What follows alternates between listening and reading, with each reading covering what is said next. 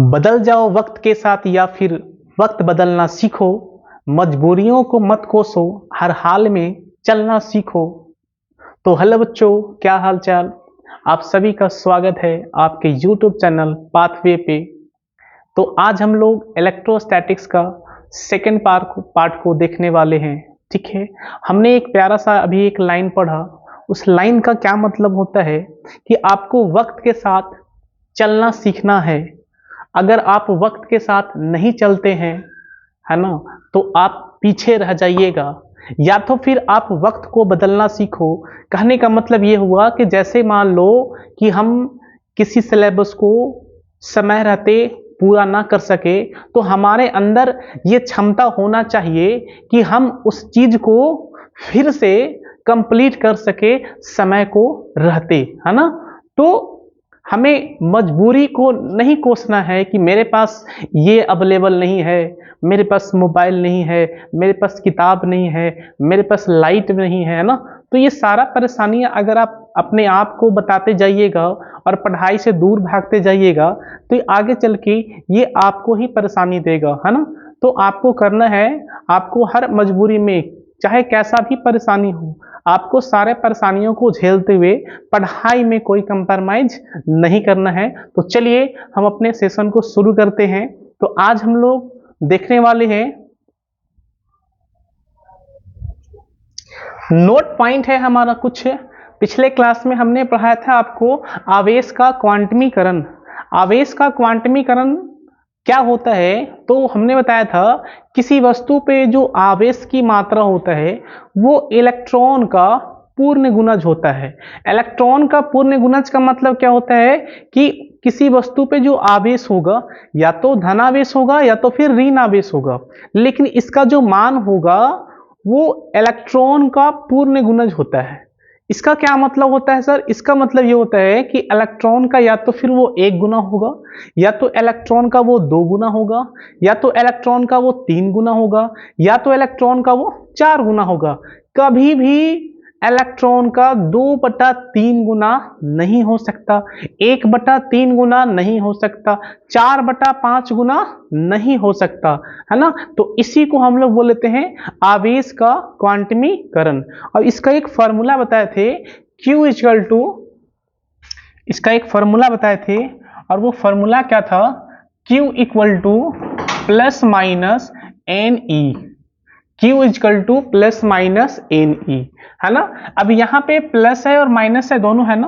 तो यहाँ पे दोनों का मतलब आप समझ लो कि अगर हमें Q equal two plus NE लिखते हैं या Q इक्वल टू हम माइनस NE लिखते हैं, तो इसका क्या मतलब होता है, ठीक है ना।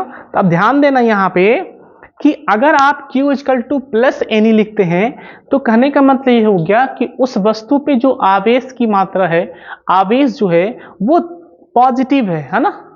अगर Q equal to minus NE लिखते हैं तो इसका क्या मतलब होता है कि उस वस्तु पे जो आवेश है वो ऋण आवेश है। अब बात ये आता है कि सर किसी वस्तु पे धनावेश कब होता है और किसी वस्तु पे ऋण आवेश कब होता है। तो आप जानो कि किसी भी वस्तु पे धनावेश तभी आएगा जब आप उस वस्तु से इलेक्ट्रॉन को ले लीजिएगा, या तो फिर वो वस्तु इलेक्ट्रॉन अपना किसी को दे दे। जैसे हमारे पास एक वस्तु है, और ये वस्तु कौन सा है, तो ध्यान देना। तो हमने यहां पे एक वस्तु ले लिया है, मेरे पास एक वस्तु है, एक मिनट, हाँ। तो हमारे पास एक वस्तु है ये, और ये वस्तु क्या किया है, अपना एक इलेक्ट्रॉन किसी को डोनेट कर दिया है, किसी को दे दिया है। जब ये वस्तु, इस वस्तु का आप नाम भी दे दो कि एक वस्तु है A, और ये वस्तु A क्या किया है कि अपना एक इलेक्ट्रॉन जो है वो किसी को दे दिया। जब ये अपना एक इलेक्ट्रॉन किसी को दे दिया है, इसका मतलब हुआ कि इसके पास एक इलेक्ट्रॉन की कमी हो गया। तो जब इसके पास, इसका मतलब ये हो गया कि इसके पास इलेक्ट्रॉन की कमी हो गया, है ना। तो अगर एक इलेक्ट्रॉन आप किसी को दे दीजिएगा तो आपके पास इलेक्ट्रॉन की क्या हो जाएगा, कमी हो जाएगा, तो जब इलेक्ट्रॉन की कमी हो जाता है तो उस वस्तु पे आता है पॉजिटिव चार्ज। कौन सा चार्ज आता है बोलो? उस वस्तु पे आता है पॉजिटिव चार्ज। अब एक और वस्तु जो है, ये जो वस्तु है इसका नाम है बी। अब इसे क्या था, इसे जो है वो इलेक्ट्रॉन की जरूरत है, तो ये क्या किया कि एक इलेक्ट्रॉन ये किसी से उधार ले लिया है। एक इलेक्ट्रॉन जो है ये किसी से क्या किया है, उधार ले लिया है। तो अगर ये एक इलेक्ट्रॉन किसी से ले लेता है तो आप ये बताओ कि इसके पास इलेक्ट्रॉन की कमी होगा कि वृद्धि होगा? तो हम बोलेंगे इसके पास इलेक्ट्रॉन की वृद्धि होगा। क्यों वृद्धि होगा? क्योंकि ये एक इलेक्ट्रॉन किसी से ले लिया है। जब ये इलेक्ट्रॉन की वृद्धि होगा तो यहाँ पे साइन आएगा नेगेटिव। तो हमने आपका एक कंसेप्ट यहाँ पे क्लियर कर दिया कि किसी वस्तु पे धनावेश कब आएगा और किसी वस्तु पे ऋण आवेश कब आएगा। तो किसी वस्तु पे धनावेश तभी आता है जब वो वस्तु इलेक्ट्रॉन का क्या करता है, त्याग करता है या अपना इलेक्ट्रॉन किसी को दे देता है। और किसी वस्तु पे ऋण आवेश कब आता है, जब वो एक इलेक्ट्रॉन किसी से उधार ले ले या एक इलेक्ट्रॉन किसी से वो ले ले, है ना, तब उस पर कौन सा चार्ज आता है, नेगेटिव चार्ज आता है। ठीक है, तो याद रखना Q इक्वल टू अगर हम लोग प्लस Ne लिखते हैं तो इसका मतलब ये हुआ कि वो वस्तु जो है एक इलेक्ट्रॉन या n इलेक्ट्रॉन जो है वो किसी को डोनेट किया है, किसी को दे दिया है। अगर हम लोग Q equal to minus Ne लिखते हैं, इसका क्या मतलब होता है कि n इलेक्ट्रॉन जो है ये किसी से लिया है। ठीक है, चलिए आगे हम लोग नोट में देखेंगे कुछ पॉइंट। ये पॉइंट हमें क्या समझा रहा, ध्यान देना। ये पहला पॉइंट आपको हमने ये लिखा बताया है कि मूल आवेश का मान इतना कम है। अच्छा, मूल आवेश का मान होता है कितना, ध्यान देना। यहाँ पे मूल आवेश जो है हमारा वो हम किसको बोलते हैं, तो ध्यान देना, ये मूल आवेश हम बोलते हैं इलेक्ट्रॉन को। किसको बोलते हैं, इलेक्ट्रॉन को बोलते हैं। और इलेक्ट्रॉन का जो मान होता है वो होता है 1.6 इंटू 10⁻⁻⁻19 कूलम, है ना। तो मूल आवेश किसको बोलते हैं, तो मूल आवेश हम लोग बोलते हैं इलेक्ट्रॉन को। और एक इलेक्ट्रॉन का जो वैल्यू है 1.6 इंटू 10⁻⁻19। कहने का मतलब है कि आपको 1.6 को डिवाइड करना है 10⁻⁻19 से, है ना। अब देखो अगर आप 1.6 को डिवाइड कर देते हो 10 से तो ये और छोटा हो जाएगा, लेकिन हमें एक पे बिठाना है, कितना जीरो बोलो, 19 जीरो बिठाना है और फिर जाके उसको भागा दीजिएगा। ये जो नंबर है वो काफी ज्यादा छोटा हो जाएगा। इसलिए यहाँ पे लिखा हुआ है कि मूल आवेश का जो मान है वो इतना कम होता है कि हम दैनिक जीवन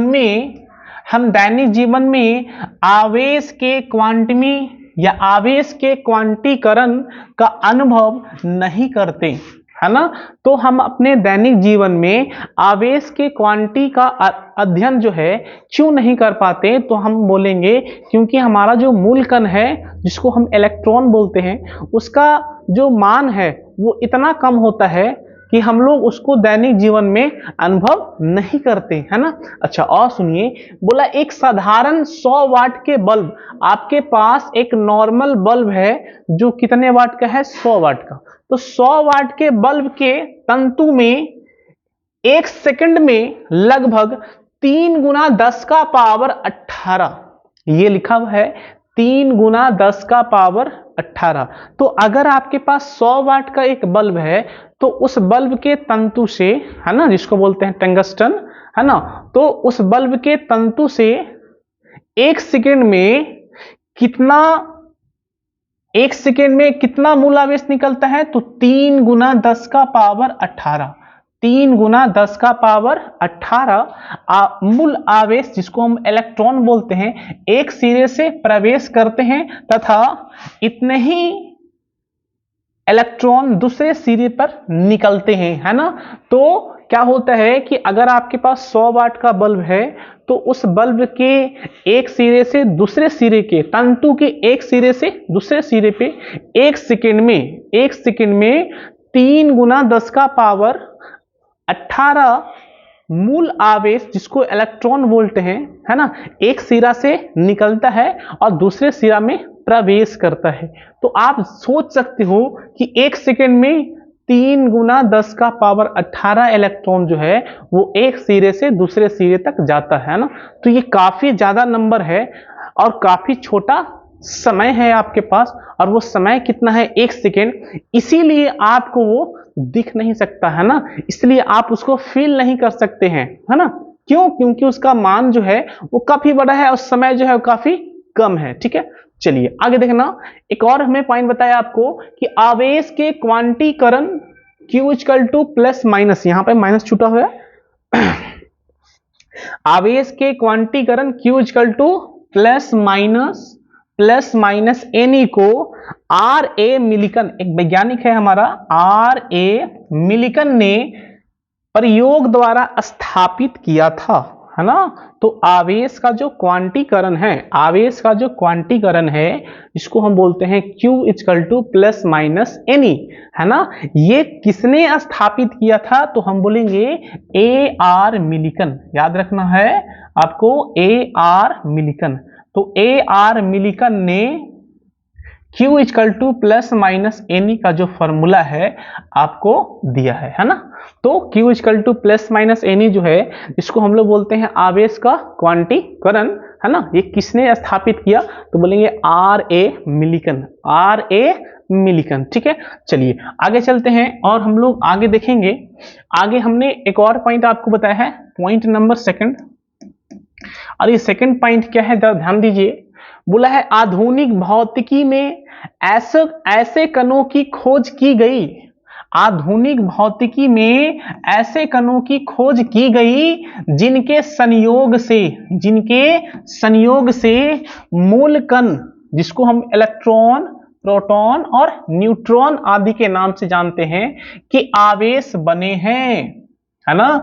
तो यहां पे क्या बोला है कि जो हमारा आधुनिक भौतिकी है, मॉडर्न फिजिक्स है, तो मॉडर्न फिजिक्स में ऐसे कण भी हमें मिल चुका है जो किसे बना है, जो जिनके संयोग से, जिनके मिलने से कौन बना है, तो जिनके मिलने से हमें मूल कण बना है। कौन बना है? इलेक्ट्रॉन बना है, प्रोटॉन बना है और न्यूट्रॉन बना है। तो इसका मतलब क्या हो गया है कि अभी ऐसे कण भी आपको मिल चुका है जिसके मदद से, जिसके मिलने से इलेक्ट्रॉन प्राप्त हुआ है, प्रोटॉन प्राप्त हुआ और न्यूट्रॉन प्राप्त हुआ, है ना।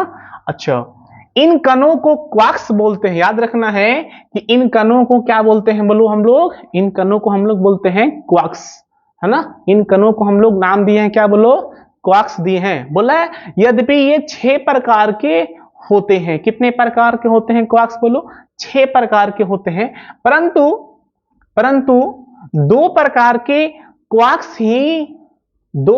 के क्वार्क्स ही अपेक्षाकृत अधिक अस्थायी होते हैं, है ना। अच्छा, इनकी संख्या जो है वो तो 6 है, लेकिन जो अस्थायी है वो 2 ही है।